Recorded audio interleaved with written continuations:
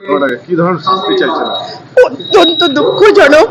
আমার নিজের 3টা মেয়ে, আর যখন আমি মেয়েটাকে ওই রকম অবস্থায় দেখলাম, ওর মধ্যে আমি আমার কোয়েলকে দেখতে পাচ্ছিলাম, আমার কুসুমকে, আমার রিমিকে দেখতে পাচ্ছিলাম।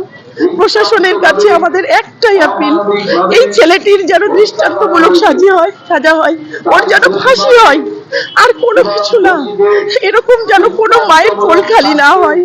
আমরা আপনাদের এই মাধ্যমে আমরা প্রশাসনের কাছে অনুরোধ করছি, সবার পক্ষ থেকে, যাতে কোনো মায়ের কোল এরকম ভাবে ক্ষতি হয় না। ওই বাচ্চাটার আজকে আমরা একটা ভিডিও দেখলাম, করোনার সময় ও নিজের জমানো টাকা নিজের হাতে ডিএম সাহেবকে দিতে গেছিল, তখন মাত্র ওর 7 বছর বয়স।